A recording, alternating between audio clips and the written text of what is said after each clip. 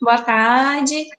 O seminário que eu vou apresentar hoje é para falar da caracterização de biomassas do tipo lignocelulósica e a importância dela, além de processos que a gente utiliza para realizar esse procedimento. A apresentação vai ser orientada aqui dessa forma, passando por conceitos que eu considero importantes para a fundamentação do trabalho. A gente vai ver um pouquinho do conceito da biomassa, o que é uma biomassa, quais são as principais utilizadas para fins energéticos, um pouquinho da composição desse material, passando pelos processos que visam a conversão para utilização de energia desse tipo de material, e por fim a gente chega na parte de caracterização. Eu separei duas, a fisicoquímica e a termodinâmica. Aí, como eu falei, a gente vai começar pelo conceito de biomassa.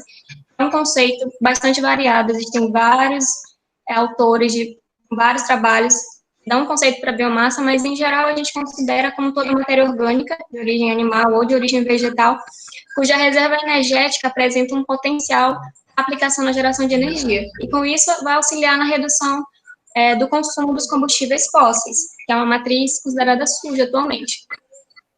A utilização desse tipo de material não é recente. A gente tem registros desde mesmo diante da implantação do petróleo como fonte principal de energia, de biomassas que já vinham sendo utilizadas para fins energéticos.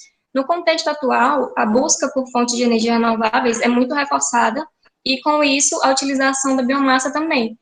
A gente tem como representantes mais expressivos a cana e o milho, que são utilizados para a produção de etanol de primeira geração, mas também teve um aumento muito expressivo da utilização de resíduos, os próprios resíduos da cana e da palha para geração de energia, que a gente costuma chamar de segunda geração. Aí a gente passa um pouquinho para a parte da composição da biomassa. O que tem na nossa biomassa?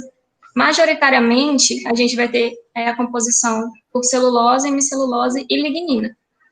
Aí nessa figura, na figura 2, a gente tem a representação, de forma mais gráfica, mais fácil de ser visualizada, de como esses compostos estão dispostos na célula vegetal e quais são as relações que eles têm entre si. A celulose, que é a parte amarelinha aqui que está mais em destaque, a gente pode perceber que é um componente que é formado majoritariamente de açúcares, tem ligações muito fortes, isso se dá por causa da estrutura organizacional dela, que é formada aqui pelas microfibrilas, que vão abrigar milhares, na verdade, de unidades de glicose, que é um açúcar facilmente fermentado para transformar em etanol. A hemicelulose, diferente da celulose, que é formada pela repetição de apenas uma unidade de açúcar, que é a glicose, ela vai ser formada por diversos açúcares em diversas proporções. E a gente vai encontrar ela mais aqui em volta das microfibrilas, tendo uma composição bastante variada, como eu já falei, e estrutura bastante bagunçada também, não é tão unificada, tão definida como a da glicose. A lignina, diferente da celulose, da hemicelulose, não vai ser formada por açúcares, ela tem uma função mais de ligação desses componentes, e ela atua também no transporte de nutrientes e de água. O teor, a composição, o teor presente dessas partículas, né, dentro da nossa biomassa, ela vai ser bastante variável, isso vai depender principalmente do tipo de biomassa, das condições que ela precisa para crescer, do local de origem, tudo isso vai influenciar, mas em geral, o que a gente tem é a participação majoritária da celulose, correspondendo a cerca de 40% a 50% da biomassa, seguida da celulose, com potencial a porcentagem entre 20% e 40%, e a lignina, com a percentagem entre 25% e 35%. A variação desse percentual vai dar à biomassa diferentes propriedades, principalmente no que tange a energia interna, e também a estabilidade, em alguns casos. Além daqueles componentes que a gente acabou de ver, celulose, celulose e lignina, que são os majoritários, estão presentes em maior quantidade, a biomassa também vai ser formada de carbono, nitrogênio, oxigênio e enxofre. E aí, quando a gente tem a decomposição das ligações entre todos esses componentes, a gente tem acesso, então, à energia armazenada dentro dessas biomassas, que é o que a gente utiliza para a produção de combustíveis. E eles podem ser sólidos, gasosos, líquidos. Além disso, a caracterização da biomassa vai estar diretamente ligada à quantificação desses componentes.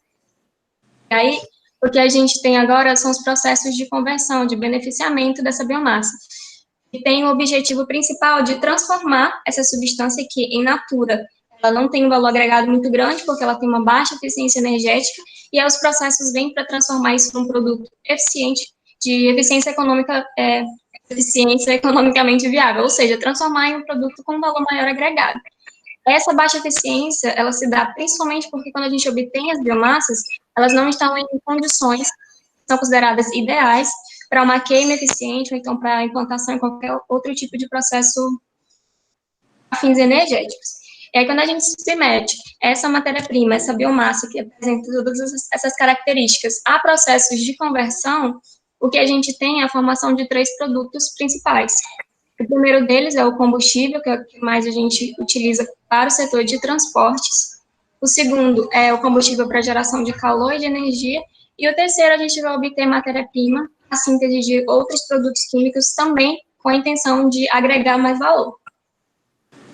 Dentro desses processos de conversão, a gente tem rotas, as principais são as termoquímicas e as biológicas.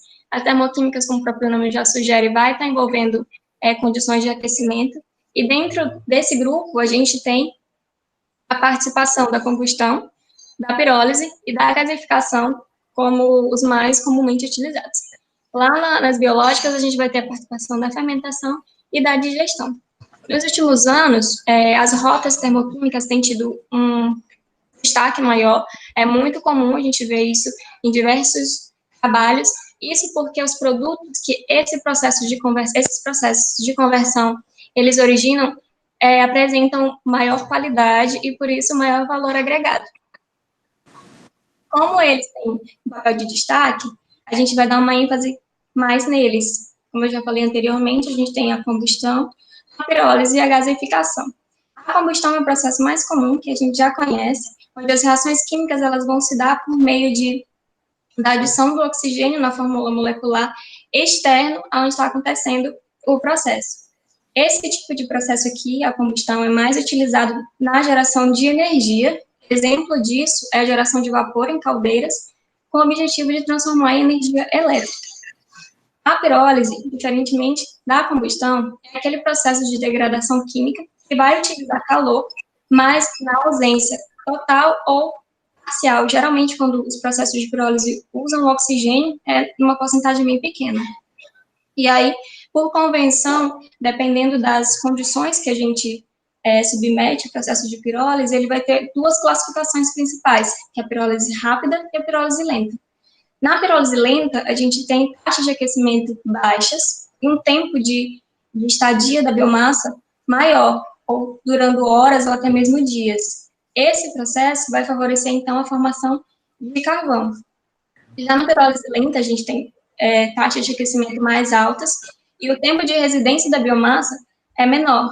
Ela vai em torno de segundos, vai durar o processo. E aí ele favorece a formação do que a gente conhece como bioóleo. Na gaseificação, o que acontece é um processo de transformação, tem combustíveis no estado sólido e no estado líquido, eu transformo em uma mistura de gases, também vai ser utilizada como combustível. Isso é feito por meio de oxidação parcial e condições de temperatura bastante elevadas. Aqui no processo de gaseificação, o produto principal é o gás de síntese. A escolha do processo vai variar muito, vai depender principalmente da finalidade com que você está implantando esse processo, do tipo de produto que você está buscando, e também vai depender principalmente das características, das propriedades da biomassa que está sendo utilizada. Essa caracterização vai ser importante, porque cada um desses processos tem parâmetros operacionais definidos, então, características como granulometria ou de umidade vão influenciar na eficiência deles. E aí, para isso, a gente vai utilizar os processos de caracterização. É para determinar as frações dos principais constituintes da estrutura vegetal, que a gente já mencionou lá atrás. Essa caracterização ela é feita através de uma série de análises experimentais Em especial, a gente tem a análise imediata, a análise alimentar e a análise lignocelulose. Para cada um desses procedimentos, dessas análises, os procedimentos eles vão ser ditados por normas. Em geral, as mais famosas são as normas da ASTM e da TAP, e elas vão estabelecer condições de procedimento de acordo com cada um, as particularidades de cada análise, e também vão fornecer explicações científicas. Por isso mesmo, como tem uma variedade muito grande de aplicação da biomassa, são utilizados para diversos processos, diversos objetivos, existe, então, uma necessidade de um estudo específico para cada aplicação que é dado para essa biomassa e também para cada tipo de biomassa. Cada uma, como eu já falei, tem suas particularidades e a gente precisa adaptar o método a essas particularidades. Então, quando a gente pensa em análise imediata, elementar e análise lignocelulósica, a gente tem que levar em consideração a matéria-prima que a gente está usando e fazer um filtro das normas que são normalmente utilizadas para esse produto. A importância da caracterização, ela reside principalmente na permissão que a caracterização dá de conhecer de forma mais aprofundada a minha biomassa. E esse conhecimento aprofundado faz com que eu consiga fazer uma gestão de matérias-primas melhoradas, abrindo leque para processos de melhoramento, de otimização. Eu conheço as propriedades, eu conheço do que é feita a minha biomassa e como que essas características influenciam na obtenção do meu processo, eu consigo, então, propor melhorias, e com isso a gente acaba passando por cima de uma dificuldade muito grande relacionada ao desenvolvimento, ao crescimento da indústria de combustíveis, que é justamente a qualidade deles quando eles vêm, né, de biomassas, que geralmente são considerados resíduos, e isso é um problema muito grande, e a caracterização se torna importante por isso. Quando a gente fala de análise imediata, que é uma das primeiras análises que a gente faz para caracterização físico-química da minha matéria, eu consigo determinar por meio dela propriedades importantes, como o teor de umidade, de voláteis, de cinza e de carbono fixo. O teor de umidade, ele vai, o nome já sugere, medir a quantidade de água que está contida na minha biomassa. A determinação dele basicamente é simples, pode ser feita pela diferença entre o peso da amostra antes ou após ser submetida a processo de secagem. Por que a umidade vai ser importante nos processos de conversão, né? Porque quanto maior for o teor de umidade presente na biomassa, mais energia eu vou ter que disponibilizar para vaporizar essa água e então conseguir gerar uma quantidade significativa de energia na forma de combustível.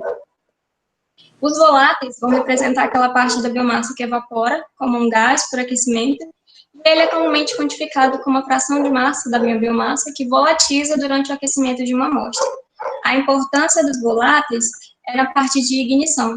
Quanto maior for o teor de voláteis, maior é a reatividade do meu combustível, portanto, maior é a ignição. Lá no teor de cinzas, a gente vai ter os resíduos que são resultado da combustão dos componentes orgânicos, da composição da minha biomassa e da oxidação dos inorgânicos. Um teor elevado de cinzas é prejudicial porque ele vai acabar diminuindo o poder calorífico, isso porque ele altera os processos de transferência de calor, além de gerar alguns problemas no maquinário, sendo necessário, com isso, maior quantidade de manutenção dos equipamentos. E isso não é uma coisa legal, a gente sabe. E aí, o carbono fixo, por último, a gente tem o carbono fixo, que vai estabelecer a quantidade de calor que é gerada. Quanto maior for o teor de carbono fixo presente na minha biomassa, mais lentamente o combustível irá queimar. Por que isso é bom? Porque se o meu combustível queima lentamente, significa que ele tem uma resistência à temperatura, eu consigo ter uma liberação de energia por mais tempo. E aí, para a gente conseguir saber quanto de teor de umidade, de voláteis, quanto daqueles parâmetros a gente tem na nossa biomassa, a gente utiliza algumas relações. Eu trouxe para vocês algumas que eu vou utilizar na minha pesquisa.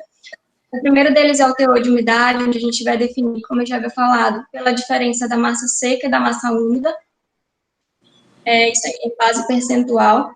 E o procedimento que eu vou utilizar para obter essas medidas é esse aqui da ISTM, a norma é 175608.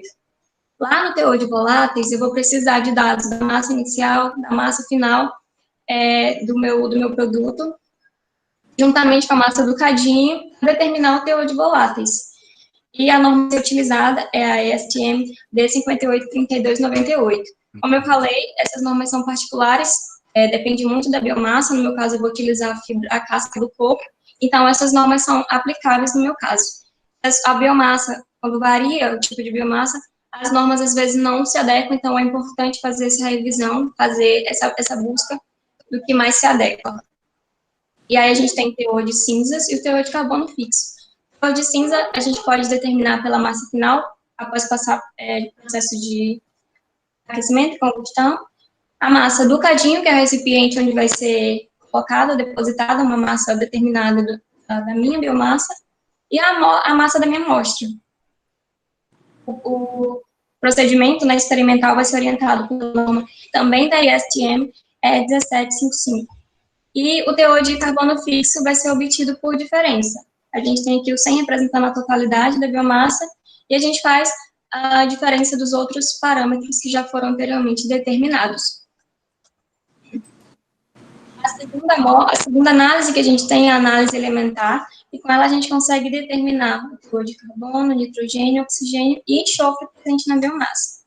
Essa análise ela pode ser comumente realizada de duas formas. A primeira delas utiliza correlações. Essas correlações, em geral, elas vão utilizar os resultados da análise imediata, vão estar escritas em função disso. E, mais uma vez, elas vão variar de biomassa para biomassa. Isso, geralmente, a gente consegue encontrar em estudos feitos anteriormente por outros pesquisadores.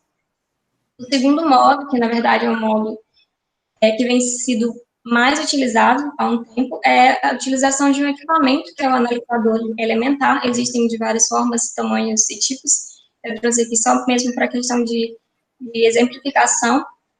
Esse equipamento aqui vai ser responsável por calcular as quantidades de cada um desses componentes na forma de gases. E isso vai ser dado em forma de percentagem também. A partir dele, a gente consegue determinar o carbono, o nitrogênio. Na verdade, ele fornece as quantidades de carbono, nitrogênio e enxofre, mas ele não fornece a quantidade de oxigênio. Isso a gente também obtém por diferença. Com os resultados dos outros teores que ele forneceu para a gente tem, então, essa fórmula aqui, que leva em consideração tanto os componentes anteriores, quanto o teor de cinzas lá da análise imediata. E a gente consegue, por diferença, quantificar a percentagem de oxigênio que tem presente na minha biomassa. A última análise é a análise lignocelulósica. Aqui a gente vai conseguir determinar quanto de celulose, hemicelulose, lignina e extrativos vão estar presentes na minha biomassa. A gente lembrar do que eu falei lá no começo, essas porcentagens vão ser muito variáveis. Então, essa análise aqui vai servir para determinar de forma mais específica da minha biomassa quanto eu tenho de cada coisa. Lembrando também do conceito inicial de composição, a gente sabe que as biomassas são um material composto por celulose, hemicelulose e lignina, onde a celulose, que é composta de açúcares, ela apresenta uma estrutura organizacional muito organizada, o teor de organização estrutural dela é muito grande. Já a hemicelulose e a lignina, que estão envolvendo as estruturas de microfibrila de glicose, vão ter um teor de organização menor, né? São células mais bagunçadas. E aí, essa configuração da biomassa traz uma série de dificuldades, tanto no processo de separação desses componentes, quanto na etapa de quantificação. A isso, surge a necessidade, então, de se trazerem métodos de tratamento químico para a gente conseguir abrir essa estrutura vegetal e conseguir quantificar de forma mais fácil cada um desses componentes. A gente começa pela lignina, então, cujo método mais comum do tratamento químico para conseguir obter a composição é o método de Clason, não sei muito bem. Ele vai dar para a gente, Clason, né? Clason, método de Clason. E o que ele vai originar para a gente é a lignina, que a gente chama lignina de Clason. O que consiste esse método? Nesse método, a gente submete a biomassa a um tratamento em solução com alta concentração. Esse ácido concentrado vai usando os carboidratos que formam a parede celular da lignina. Aí a gente vai, depois de passar por um processo de filtração a vácuo, obter uma massa composta apenas por lignina do tipo insolúvel, que a gente chama de lignina de Clason. Durante a exposição da biomassa a esse ácido concentrado, o que a gente tem também, em pequena porcentagem, é uma solubilização dessa lignina. Então, olhando mais especificamente aqui para a estrutura, né, o sistema de filtração que é utilizado, o que a gente tem após fazer a mistura da biomassa com o ácido fica aqui na parte superior do sistema de filtração e com o decorrer do processo que a gente vai ter uma parte filtrada e uma parte precipitada. Nessa parte filtrada, a gente vai submeter ao processo de secagem, assim conseguir determinar a massa lignina. E o que fica precipitado, que é a pequena parte que, depois da exposição do ácido, consegue se dissolver, a gente submete a procedimentos, geralmente, que utilizam espectrofotômetro, para ver a absorvância e conseguir quantificar a lignina do tipo solúvel. Para orientar o meu procedimento, eu vou usar, na verdade, a norma T222 da TAP, e aí, com base do que eu já falei aqui do sistema de filtração, a gente consegue, então, definir o teor de lignina insolúvel, bases percentuais, utilizando a massa do funil, a massa da minha amostra, a massa do conjunto funil mais lignina, essa parte aqui superior, depois que passa pelo processo de filtração e de secagem, subtraída do teor de cinzas, e a gente consegue determinar quanto de lignina insolúvel a gente tem presente na nossa biomassa. A última parte da análise lignocelulósica é a determinação das percentagens de celulose e hemicelulose. Essa parte requer uma atenção um pouco especial, porque a gente vai introduzir agora uma definição que ainda não foi apresentada, que é o conceito de holocelulose. Holocelulose é aquela parte que vai estar misturada, tanto celulose como celulose. Por que esse conceito é importante? Porque, como eu quero determinar quanto de celulose e de hemicelulose, a determinação da hemicelulose, ela é feita pela diferença entre a holocelulose, o valor junto com a celulose, então representa a totalidade, e uma fração especial de celulose. Então, de forma mais clara, para determinar a hemicelulose, a gente determina primeiro a celulose, que é tudo junto, e depois desconta do valor da celulose. Para isso, a gente usa, para conseguir determinar, a gente usa o método de oxidação da lignina em ambiente ácido, especialmente oxidação por cloro, que é obtido da reação entre o cloreto de sódio e o ácido acético glacial. O que acontece aqui?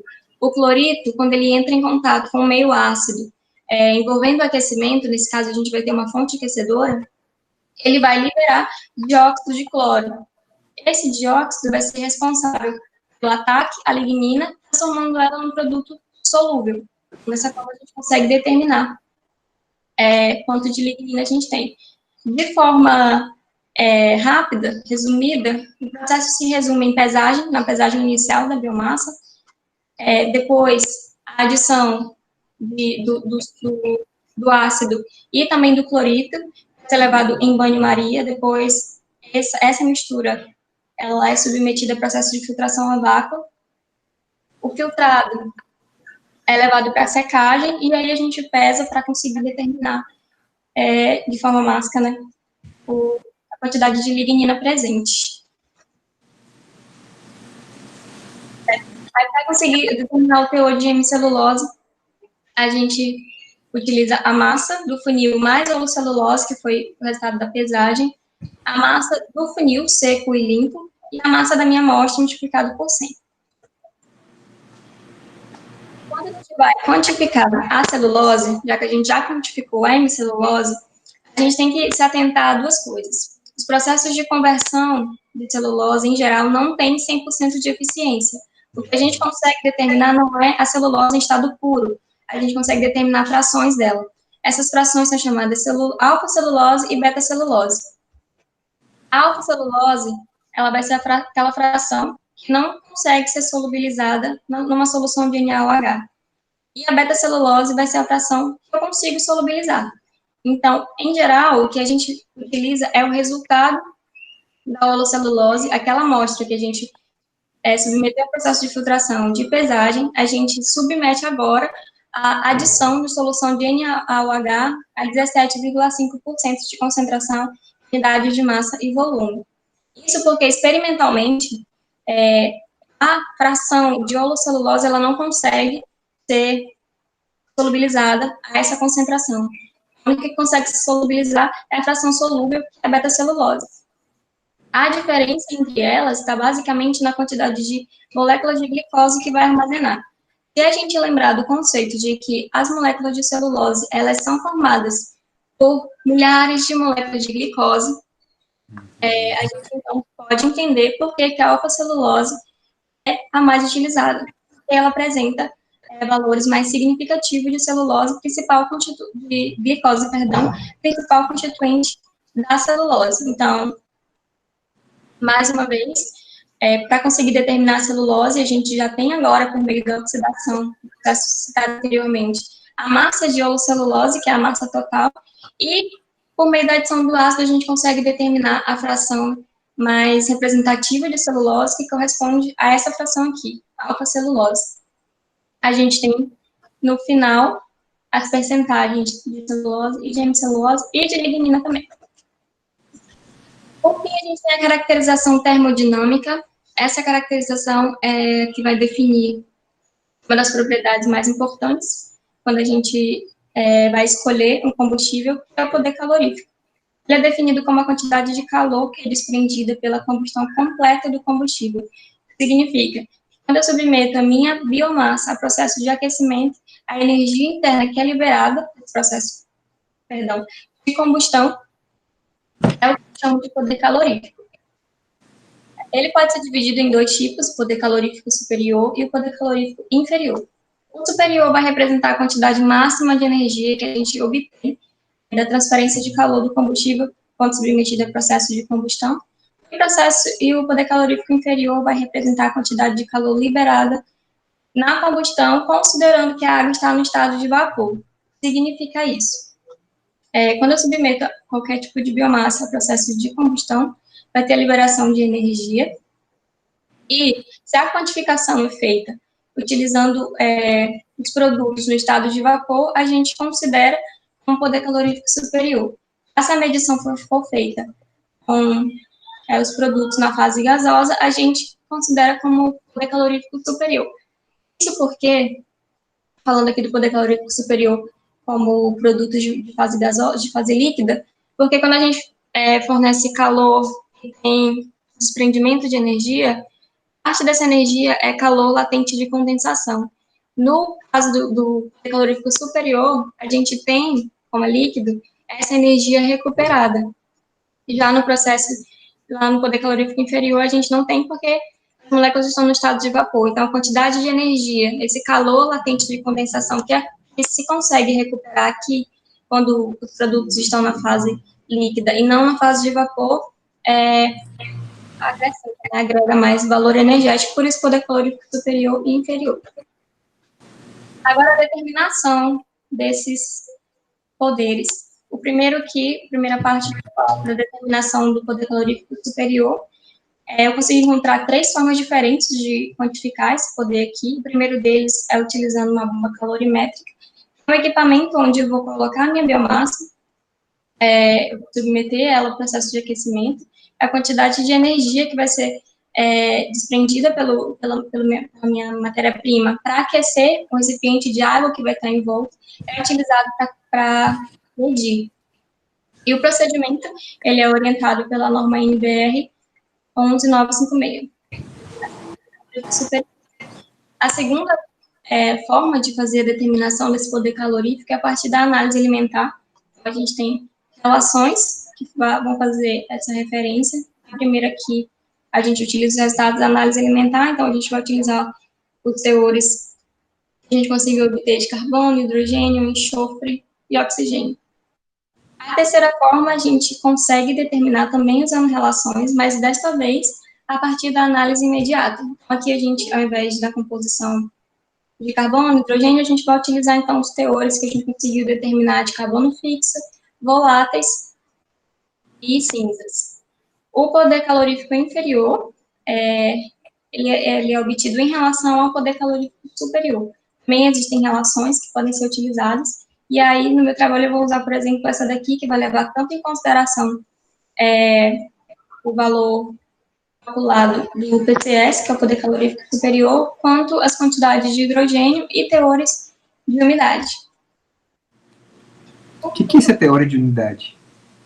É a quantidade de água que vai estar contida na minha biomassa.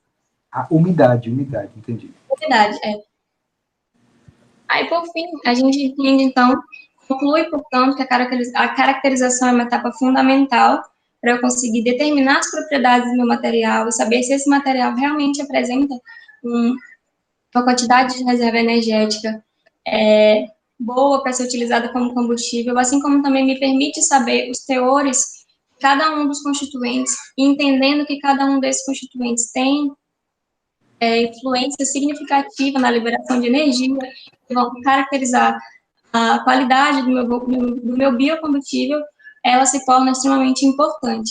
Além disso, o fato de eu conseguir mapear, entender de forma aprofundada o que é a minha biomassa em termos de constituição, eu já falei, me permite criar rotas alternativas para beneficiamento dela. Então, eu consigo propor novos processos que acabam por driblar a questão de falta de qualidade ou de uma baixa qualidade dos meus do biocombustível que é produzido a partir da biomassa.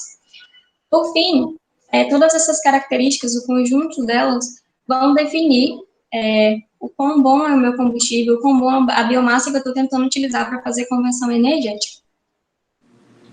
Mas, em geral, o bom combustível, ele vai ser determinado principalmente pela facilidade com que ele seca, porque o teor de umidade, como eu falei para vocês, vai afetar significativamente no processo de combustão, por causa da elevação da energia que eu preciso fornecer para converter esse material. O elevado poder calorífico significa que quanto mais energia interna a minha biomassa tem para disponibilizar durante o processo de queima, melhor o biocombustível vai ser. A baixa temperatura de ignição, se um combustível ele entra em combustão muito fácil, isso é bom. O elevado teor de voláteis, que está associado aqui à questão de ignição, e também a elevada taxa de combustão, que vai estar relacionada lá ao teor de carbono fixo. Aliás, carbono e hidrogênio são parâmetros importantes, são teores importantes para fazer essa quantificação. E o oxigênio não tanto. Mas, em geral, é isso. A gente encerra citando, na verdade, uma frase do Jay Kisling, que é um engenheiro químico também, que ele vai falar para a gente que a gente tem biomassa ociosa suficiente para conseguir converter isso e transformar em frações para que as nossas necessidades de motivo de transporte sejam saciadas.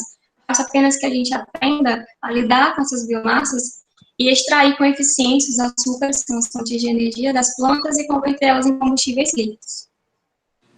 E aí, obrigada, espero que tenha ficado claro alguns conceitos, a importância de se fazer a caracterização e a importância de cada um desses parâmetros dentro da classificação da minha biomassa para a utilização de fim energético.